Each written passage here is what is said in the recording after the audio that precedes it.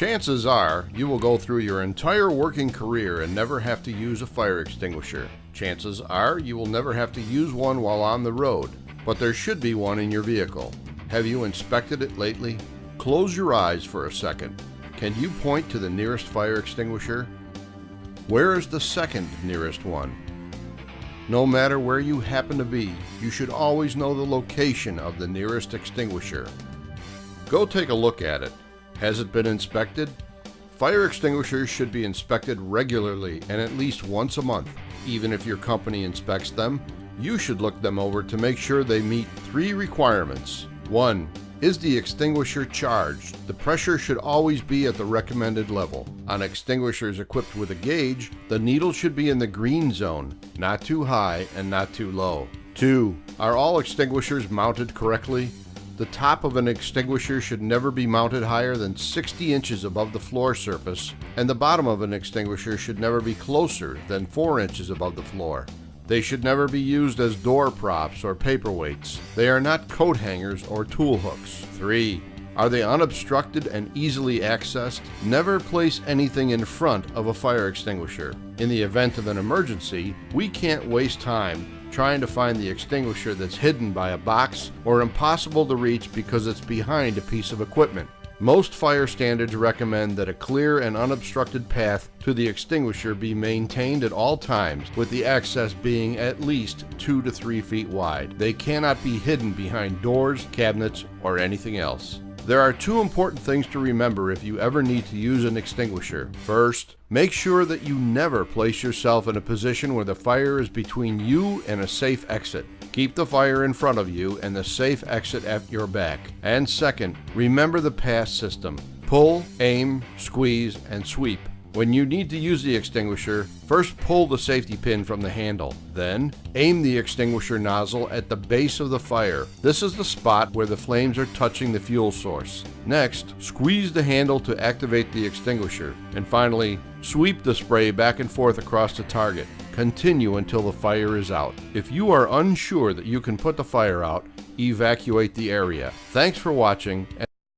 The fire triangle is a simple model used to understand the ingredients necessary for most fires. The triangle illustrates that a fire requires 3 elements: heat to reach ignition, temperature, fuel or combustible material to feed the fire, and oxygen to sustain combustion. Together they produce the chemical reaction that is fire. The fire is prevented or extinguished by removing any one of the 3 elements. Keep fuel and ignition sources separate. A fire naturally occurs when the elements are combined in the right mixture.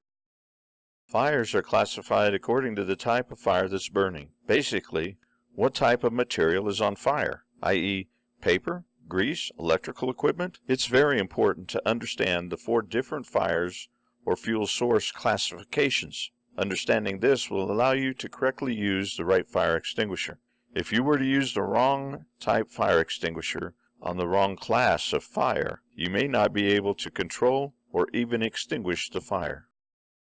Most fire extinguishers will have a picture label telling you which types of fires the extinguisher is designed to fight. For example, a simple water extinguisher might have a label like this, which means it should only be used for Class A fires, such as paper or weeds, dry grass.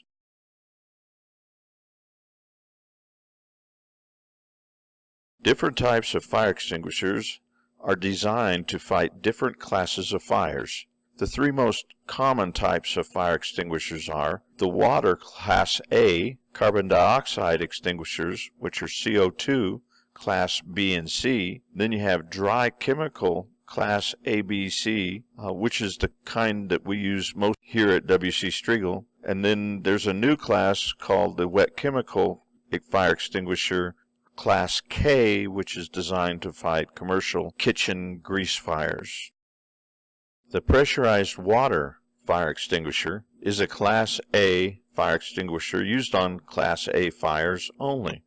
We use the Indian type brand here at W.C. Striegel. They build pressure by using a hand pump. They generally hold about 2.5 gallons and have about a 30 to 40 foot maximum effective range. Class A fire extinguishers work by cooling burning material below the ignition point, taking away the heat element from the fire.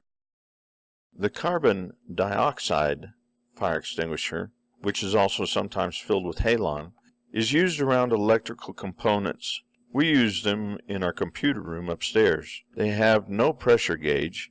Their capacity or the volume inside them is verified by weight.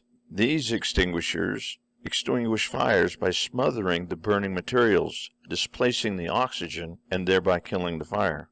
Their maximum effective range is just 3 to 8 feet. Now we come to the multi-purpose dry chemical fire extinguisher.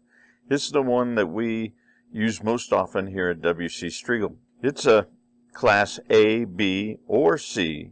You will find it in 2.5 to 20-pound canisters of ammonium phosphate, pressured between 50 and 200 psi by nitrogen gas. The smaller units will last maybe 8 seconds. The larger ones, the 20-pound canisters, will last about 25 seconds worth of discharge time. It has a pressure gauge to allow visual capacity check to make sure that they're still in the green when you're inspecting them, and they have a 5 to 20 foot maximum effective range. These extinguishers work by smothering burning materials. This separates the fuel from the oxygen in the air, basically blanketing it and smothering it from oxygen.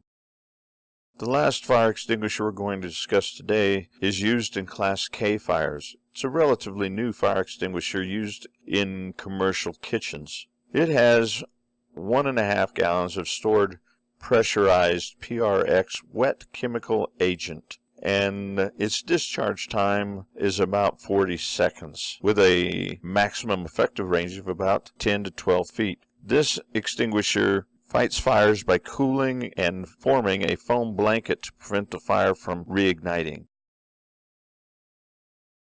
We should all be aware of the parts of a fire extinguisher and what to look for during an inspection. First, you'll see the discharge lever, discharge locking pin and seal, the discharge nozzle, the discharge orifice, the pressure gauge, the carrying handle, the data plate, and the body. Knowing the location and condition of these parts will be important during an inspection. Okay, now let's remember how to use a fire extinguisher. If you can remember this easy acronym, you'll have no problem using the fire extinguisher. The acronym is PASS. First, P, pull the pin. Then A, aim the nozzle. The first S is squeeze the handle. The second S is sweep side to side at the base of the fire. Pass.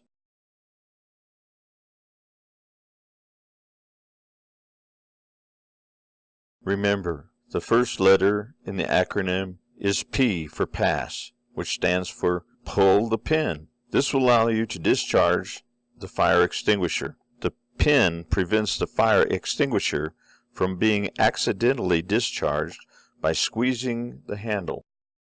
Next, we will aim at the base of the fire, preferably about 6 inches below or under the fuel to keep from blowing or scattering the fuel around. However, if you aim at the flames, the extinguishing agent will fly right through without stopping the fire. So aim at the base of the fire.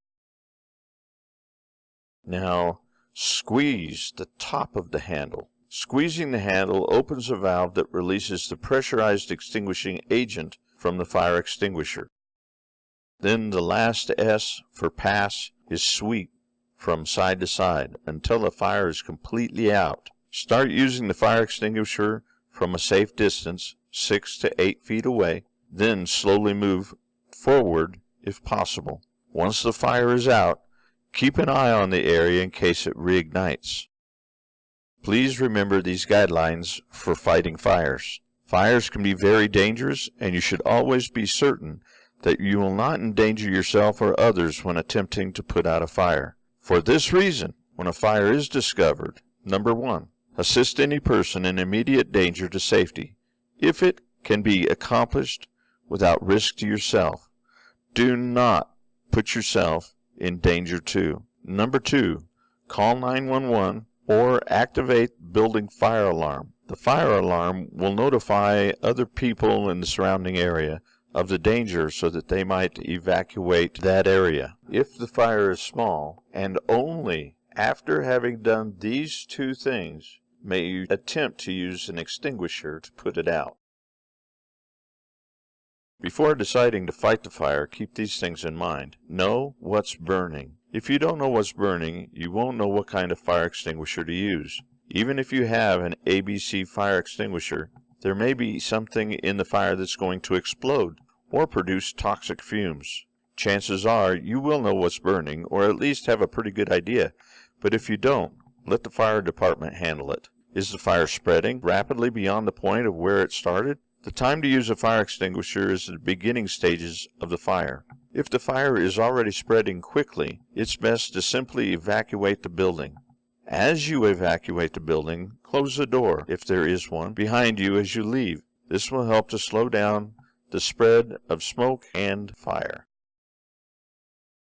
I have one final rule for you to consider, and that is to always position yourself with an exit or means of escape at your back before you attempt to use a fire extinguisher or to put out a fire.